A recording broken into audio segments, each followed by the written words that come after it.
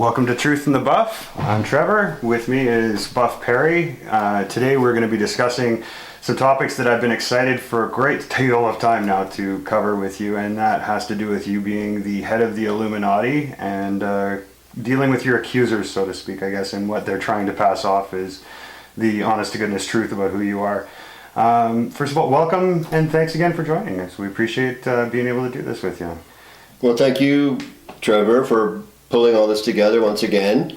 And I've kind of delayed this phase of our various films and videos because it's a bit of a not sour note, but nor am I being vindictive. But I just want to level the playing field. If people accuse me of something, I want to be able to defend myself at some point. And with cyber communication the way it is today, it's very difficult to do that. And so now I think we can also take advantage of this Truth in the Buff YouTube channel and perform that service in addition to the other functions that we created this channel for. So on that note, I've written up a 5 to 6 minute general statement about this issue. Me being accused of being a leader of the Illuminati, and then once I complete this, we can just off the cuff it and do some Q&A and sounds great and so on. So I'm kind of titling this "In Defense of the Original Illuminati," and it goes like this: from the time I was labeled a high-level Illuminist by Kelly McGinley on her Barian Chronicles website almost a decade ago, I wondered, what's so wrong about the original Illuminati anyway? Like, what did they do that was so wrong to have, created such paranoia and conspiracy theory as we hear about it all today? And this print off goes back to 2006, but there have been subsequent issues from the same group about me and my work and what I've discovered and deciphered and all the rest of it. This is coming from Kelly McGinley, her website, which is called the Barian Chronicles, and she's doing a critique of a documentary I was deeply involved with. Actually, there were 3 parts to this documentary, 3 episodes, each one about 2 hours long, and so she's addressing the first one, which is Secret Mysteries of America's Beginnings, and where she introduces me, she says here, quotes by Louis Buck Perry, high-level illuminist, used in video by David Bay, and then she continues. So we won't get into everything that she says about me. It's just kind of depressing, but I want to be able to reply to the accusation that I'm some kind of a high-level illuminist. So to begin with, I've never been, am not now, nor will ever be a member of a secret society that does not exist and hasn't existed for over 200 years. But when the Illuminati did exist, what was so wrong with it? I've been honored with a very recent investment I'm using to write a presentation treatment for a screenplay that I'm also writing, both taking up elements of the subject of the real original Illuminati. The working title of this feature film is for now a Leonine Pride, because it has something to do with Edmonton. We'll be pitching this project to the recent partnership struck between the Oilers Entertainment Group and Joel Silver Pictures, or together called Silver Pictures Entertainment. There will be updates on this development posted now and again on this YouTube channel, Truth in the Buff. So, on to the accusation. Little do my accusers know, as they go after someone like me, that their conspiracy theories are certifiably whacked when it comes to an understanding of the Illuminati to which they refer.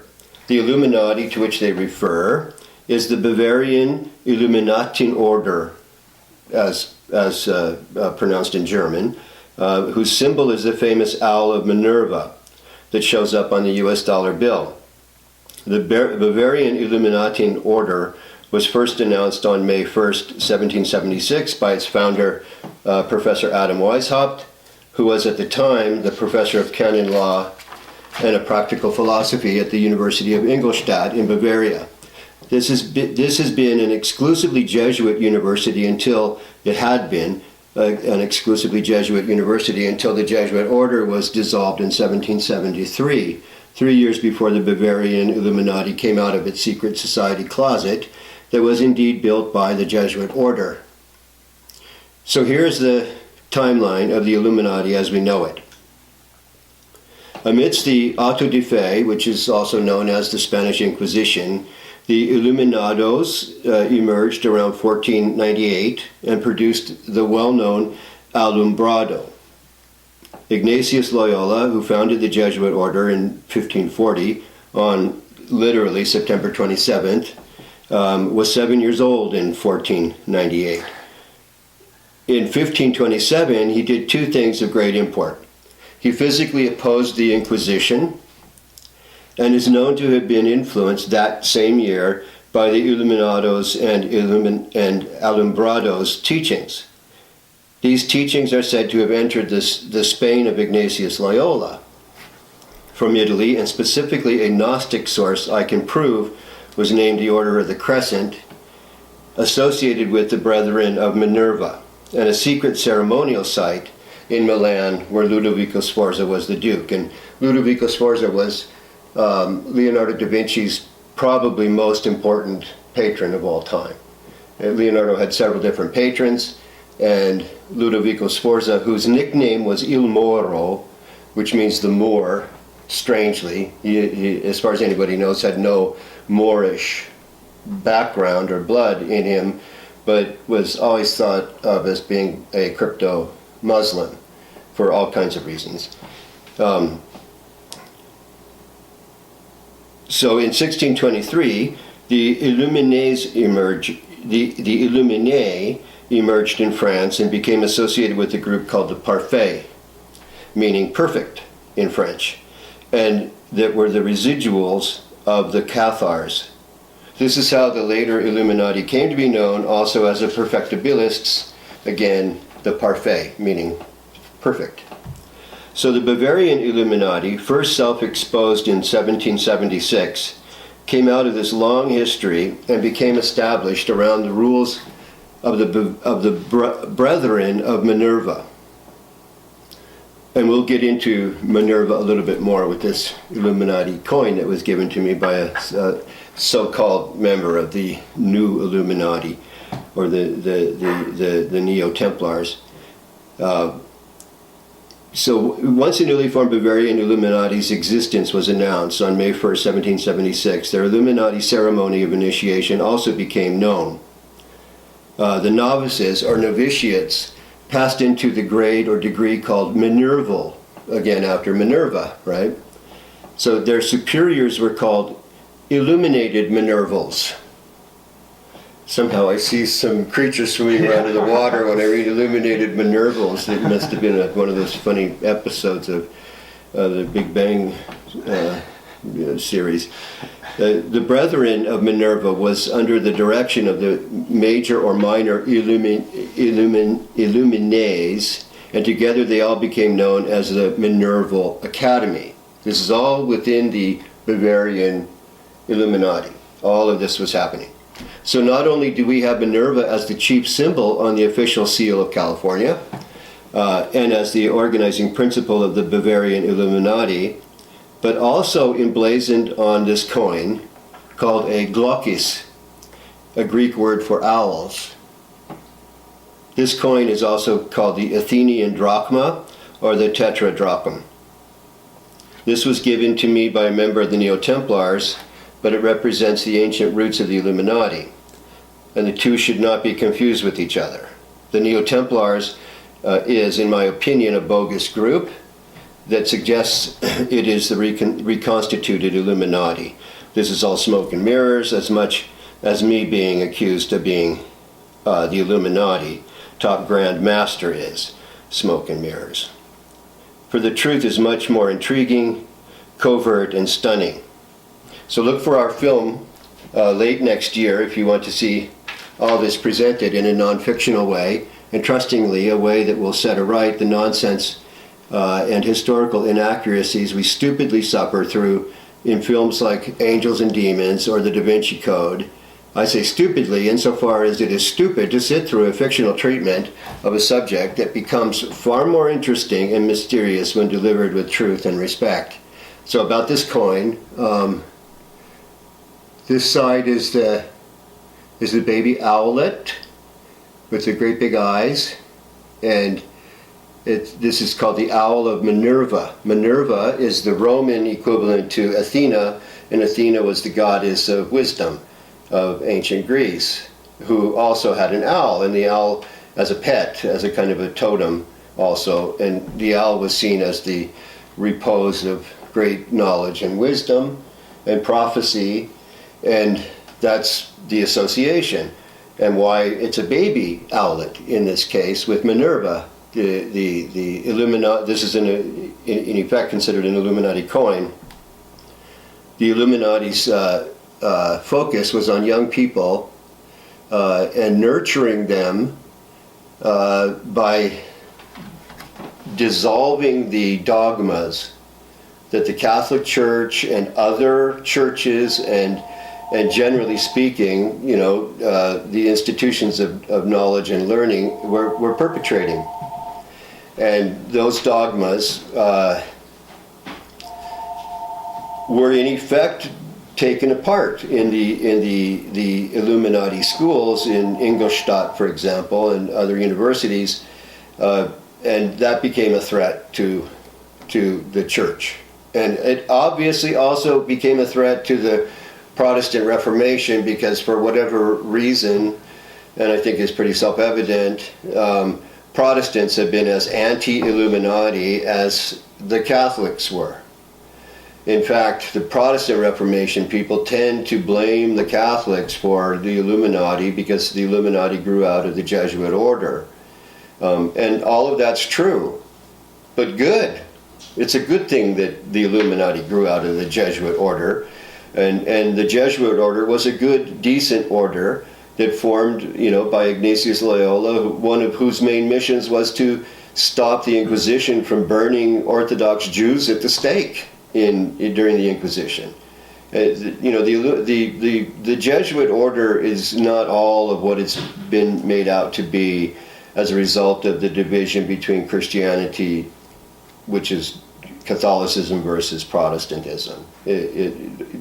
All that is just a propped up, forced division that really didn't happen, since the Protestant Reformation was created by Catholic priests to begin with. When you consider who Martin Luther was, he was an Augustinian priest, and Augustinians were named after, prophet, or pardon me, St. Augustine. And who was St. Augustine? He was a Manichaean. He practiced Zoroastrianism in North Africa, and I believe he did it till the day he died. I'm not very popular in certain circles for arguing that point, but nevertheless. So this is the deal on the real history of the Illuminati as we understand it today, where we only go back to the Bavarian Illuminati. People don't go to the earlier schemes of the Illuminati to understand, why did it crystallize the way it did in Germany and Bavaria to begin with? Why do we get hung up on that stage of, an ongoing continuum that was doing very good and decent things to open the minds of young people and not to suppress free thinking? That was its initial mandate, and somehow everything got so twisted and distorted that today the Illuminati is blamed for 9/11. It's blamed for everything wrong under the sun, and it's not even the Illuminati that's doing it, because the Illuminati doesn't exist any longer. It was absorbed by the Freemasons, in the early 1800s, after the Jesuits were continuously kicked out of one country after another, had been dissolved by the Vatican. The Vatican hated the Jesuit Order, so they weren't big lovers of the Illuminati, since the Illuminati was born from the Jesuits, and the Jesuits didn't even, come into being until around 1600. It surprises me that people are so lazy today that they settle on these kinds of accusations and and vilification of what was through human history a decent organization. It wasn't, filled with crypto Anunnaki or Nephilim or the sons or daughters or whatever they are, of God and of man that are said to have caused the flood. Even they were so bad on this earth. What kind of God creates all these terrible creatures, and then creates a flood to punish us all for God's own creation of the creatures, of the Anunnaki or Nephilim? All this gets terribly balled up and confused and misunderstood. So, no, I'm not a member of the Illuminati because it doesn't exist today. If I had been alive at the time that the Bavarian Illuminati came into being, I probably would have been a member because I admire what their aim was, and I assure everyone that there is no Illuminati per se today, and that if there were, and if they really practiced their original credo, they would have. They'd be kicked out of countries probably, and they'd be a threat to a lot of nations and monarchs and other dictators. But we'd have a much better understanding of what their purpose was. And I think for those of us who are parents, we want our children to grow up free thinkers, not chained. Right. Agreed. Agreed. Are you the head of the Freemasons? Are you associated with the Freemasons? is in their fraternity? Maybe talk a little bit about that. I'm not a Freemason. Never have been. Nope. Never will be. I've been invited a number of times to speak in Masonic lodges and Masonic halls, and I've gladly accepted those invitations. I admire some of the work of Freemasons. I'm a little bit dubious about some of the oral traditions that they've passed along concerning Solomon and Hiram Abiff, and what was drawn from the Hebrew Torah and ancient Hebrew works of the Old Testament.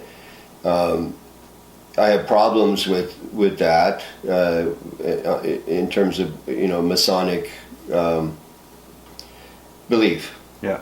But I'm absolutely not a member, and I don't intend to be.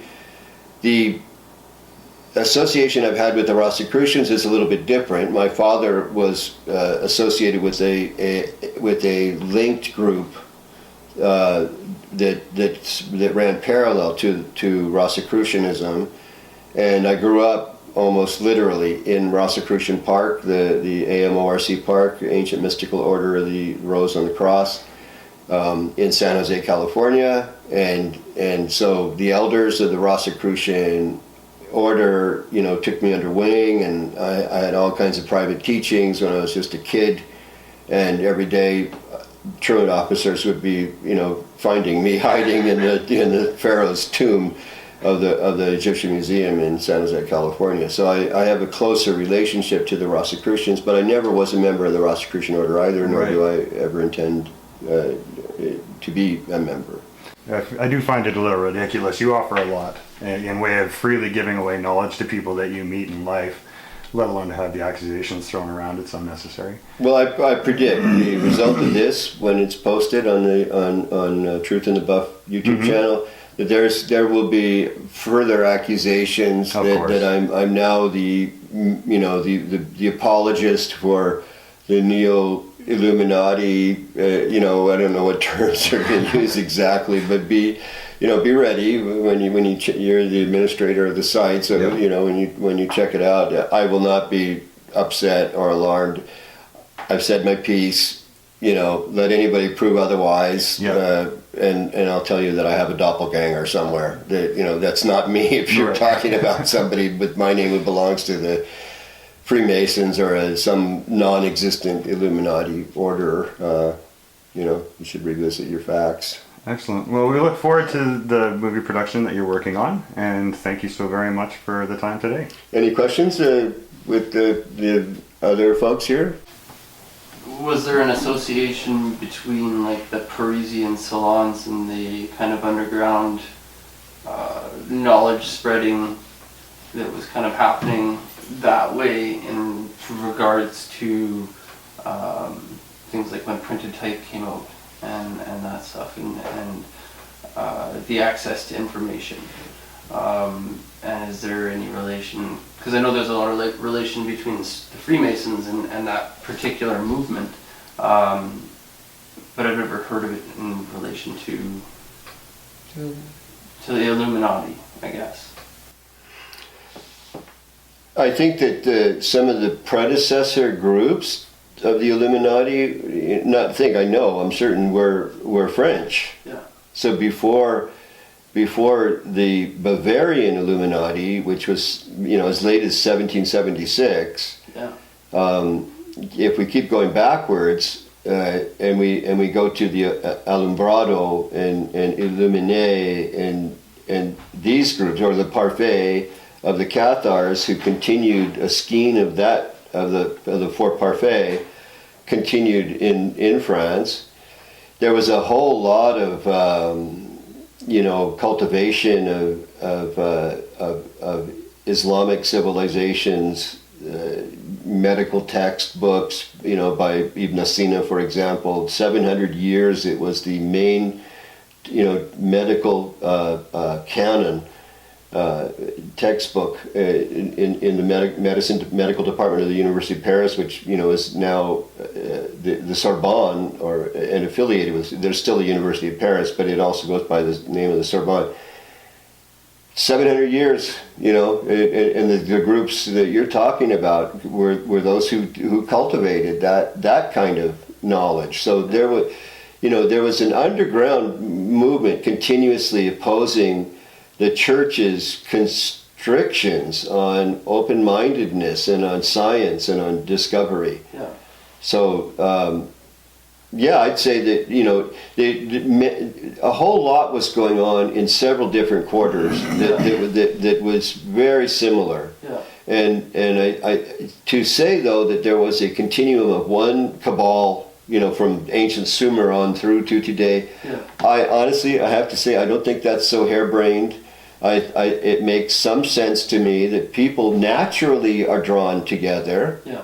With certain intellectual abilities, artistic abilities, scientific abilities, all of that, that there's a tendency for people to gravitate toward each other, and who have these exceptional abilities, and that then, from an outside perspective, appears to be a dangerous, manipulative cabal of the wealthy, of Jews. And interestingly enough, the early Illuminati was almost, not quite, but almost anti-Semitic. Had it not been for Ignatius Loyola, who founded the Jesuit Order, and they defended the Orthodox Jews, I think that the Illuminati, which was produced by the Jesuits, would have been much more anti-Semitic. But there were prohibitions, slapped against Jews for participating in Illuminati rituals. Compare that to the paranoia today of, people say it's a big Jewish Masonic conspiracy, and there's an emptiness to all of that when there's such a rich well of knowledge and wisdom that we can all jump into and splash around in and have a good old time. Yeah. Awesome. Wonderful. Anything else? Did you film that? I did. Okay. Well, you're doing your job. I am.